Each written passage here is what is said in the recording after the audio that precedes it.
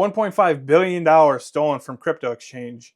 Lazarus Group just is on a tear. Black Basta internal chat logs released giving us insight into ransomware operations.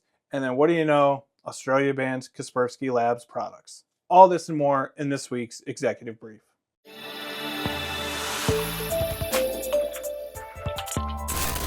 Hello everyone and welcome back to another week of our Cybersecurity Executive Brief. I am Corey Wolf, Director of Offensive Security at Risk 360, and today is Wednesday, February 26, 2025. I just returned back from DC for year zero, the first year of DistrictCon, where myself and some of my colleagues over at Red Team Village took part in the first year of DistrictCon. It was a great event. The power actually went out the morning, so it was a two-day conference. The first day, power went out for a whole block in the middle of DC. It was out for, I think, almost 40 hours, something like that. But we ended up having a conference with emergency lighting. It was quite the experience. It was a good time. I had a great time. There were lots of good talks there. General Paul Nakasone gave the keynote on Saturday, the former head of US Cyber Command and NSA. It was a very good conference. I just want to say kudos, great job to the organizers of DistrictCon, Disco for short, for really pulling through and handling the adversity like they did. It ended up being an awesome event, a great couple days there, awesome talks. They pulled it off with just emergency power, and kudos to them. The power actually came on during the closing ceremonies. So, but yeah, keep an eye out for that next year. Excellent conference. I had a great time, and hopefully I'll see you there next year. In other news, $1.5 billion worth of crypto was stolen from Bybit. Bybit is a crypto exchange that's been around for quite some time now. However, yes, 1.5 B with a billion, $1.5 billion was stolen during what they refer to as a sophisticated attack on one of their cold storage wallets. So there are, there are basically cold storage wallets which are thought to be offline, and then there are warm storage wallets which are like, they're all the keys and everything are stored online somewhere, right? In some way. What happened here was attackers. So, I'm not entirely sure actually. If we look through, so if we see the incident occurred when our Ethereum multi-sig cold wallet, multi-signature cold wallet, executed a transfer to our warm wallet. Unfortunately, this transaction was manipulated through a sophisticated attack that masked the signing interface, displaying the correct address while altering the underlying smart contract logic. So, if you know anything about Ethereum and smart contracts, they are basically applications that live on the blockchain. And so I guess this is where I'm a little confused, because smart contracts, once they're put on the blockchain, they're immutable, right? And everyone can see their code. And so I'm not really sure what happened here. Basically what they're saying, I think, here is that in the UI, whatever UI they were using, it showed the correct wallet address, but the transaction actually went through to a different wallet address. And as you can see here, as a result, the attacker was able to gain control of the affected Ethereum cold wallet and transfer its holdings to an unidentified address. There are some updates here. That address does belong to Lazarus Group, the North Korean threat actors that for, I don't know, a very long time now have been on a tear. North Korea in particular has been well known to go after cryptocurrency exchanges. You'll see here some of the bigger ones. Ronin Network, 624 million. Poly Network, 611 million. BNB Bridge, 586 million. These are in a clip. These are at a time. They're grabbing cryptocurrencies of these values. Every time you hear about some sort of crypto incident or heist or whatever it is, it's not just like $1 million or $2 million. It's like $500 million, $600 million. And they've been doing it for a very long time. They're probably the best in the world when it comes to infiltrating and manipulating the crypto ecosystem. They are very good at it. They have many different ways of gaining access and infiltrating these exchanges. They've been doing it for a very long time. It basically fuels all the other stuff that they're doing in the real world when it comes to things like weapons development and that kind of stuff.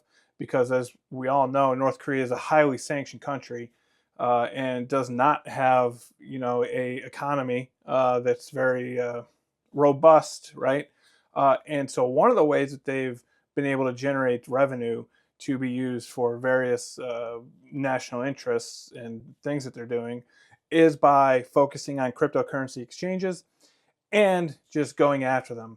So much so, as you can see in here, it says, let's see, last year Google described North Korea as arguably the world's leading cyber criminal enterprise. They are very good at this. North Korea in general, not just crypto, but North Korea in general has become a very worthy adversary in the cyber realm. And this is one of the ways that they generate revenue to continue with the different activities that they're doing. Here you go. So in 2024, it's estimated to have stolen 1.34 billion across 47 cryptocurrency hacks, accounting for 61% of all ill-gotten crypto during the time period. Lazarus Group did here was they stole tokens, such as these two here, exchanged them for Ether, which is the native token of Ethereum. So within about 2 to 3 hours, they stole the Ethereum tokens, converted them to Ether, and then split that into 50 different wallets, which they then ran through exchanges and got Bitcoin. And you can see here, North Korea's Lazarus Group is the most sophisticated and well-resourced launderer of crypto assets in existence, continually adapting its techniques to evade identification and seizure of stolen assets. So North Korean threat actors, Lazarus Group, continue with their tried and true methods and nab a big one, $1.5 billion. However, Bybit has already replenished their reserves by getting loans and deposits and that kind of thing, investment from, let's see, firms such as Galaxy Digital, FalconX, and Wintermute. So they've already been replenished, which I guess that means that different VCs and firms believe in crypto because they quickly gave them about $1.5 billion to replenish their reserves. So yeah, so it's I mean, Lazarus Group is at it. They know what they're doing, and they're very good at it. Very good at it. Also last week, so there were chat logs released from Black Basta, the ransomware crew. These were released by, I guess we'll say, a disgruntled employee or a former employee. So Black Basta was pretty busy in the ransomware space. Most of the members of that crew have now moved on to other crews, and Black Basta isn't very active lately. But what we can say is a disgruntled former employee released about 195,000 chat logs from their internal communications. And so here you can see these are the actual chat logs. So the way that you can actually get these is they're in a JSON file, which is what we're looking at here. And we can see approximately 195,000 messages. Not surprisingly, it's all in Russian. But what we can do is we can start to see a little bit of how these threat groups operate, what they talk about, what they fight about, what kind of techniques are they using, what kind of tooling are they using. So for example, if we just search for Beacon, and you can see some chats here. So here's an actual response. So initial Beacon from compromised name at compromised IP. So apparently this is a 192 address here. So apparently this is a machine on an internal network. And you can see that they are using Cobalt Strike to perform command and control activities on this compromised network. One thing I did want to call out is you'll see here matrix.bestflowers247.online. So Telegram used to be the tried and true method for these organizations to chat with each other. It's no longer that way since the founder of Telegram was arrested in France. Telegram started to hand over information. Threat actors moved to the Matrix platform. It's not a platform, network for communications. And so that's what we're looking at here. They have a Matrix server for their chats. But we can see here that they're just using classic stuff. Like if we even look up Meterpreter, there you go. You can see. So here's a message here, Meterpreter, right? And they're backgrounding a Meterpreter session in this case, and they're doing execute.NET assembly. So use post winage execute blah blah blah blah. Yeah, set session. .NET.exe. So I'm not sure what this is, but you can see that they're using Meterpreter. There's no reason reason that Meterpreter should be able to run in any environment. There just shouldn't be. So this goes back to a lot of times you see that these threat actors are compromising networks that are just absolutely not good. I mean, like for Meterpreter to be running on whatever this host is here that they're showing this chat from, it's just look, reflectively injecting the host DLL into, and I guess that's a process ID. They're doing stuff that should easily be picked up by EDR. I've been saying it for a long time.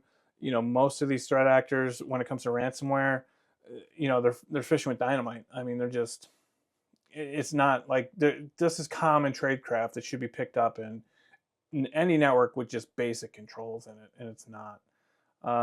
You can see there's all kinds of stuff in here. So I don't think I'm going to find it. Of course, I wonder what this spreadsheet is. That's interesting. Oh, one thing I did want to call out is Rapid7. Rapid7 put out a report last year. Here you go. Put out a report last year about Black Basta compromising Palo Alto devices. Well, apparently they read the news too, because here you can see they're sharing the blog post where Rapid7 is talking about Black Basta using these exploits here you go. Ongoing social engineering campaign linked to Black Basta ransomware operators. You can see that they're sharing it with each other. So interesting. One last thing that I did want to call out before we wrapped up, that Australia has now banned Kaspersky products in government systems. This follows bans from the US, I want to say the UK, I want to say Germany, but they recently did this just a couple days ago. And you can see, after considering threat and risk analysis, I've determined that the use of Kaspersky Lab incorporated products and web services pose an unacceptable security risk to Australian government networks and data arising from threats of foreign interference, espionage, and sabotage. So, I mean, they're a Russian-based company. I don't know that there's ever been any public evidence of Kaspersky working on behalf of the Russian government. However, I mean, come on, right? So I don't know. But this isn't new as far as banning Kaspersky products. The U.S. government did it some years ago, and now it's completely banned in the U.S. You cannot use Kaspersky. So it was a big thing. I want to say September of last year, 2024. Kaspersky was basically booted from the U.S. Due to national security risks. So the fight continues on between the powers that be in the world. Lazarus Group nails $1.5 billion, and some interesting messages from Black Basta, which I will dive into a little bit more. So make sure that you're connected with me on LinkedIn or follow me on Twitter, X.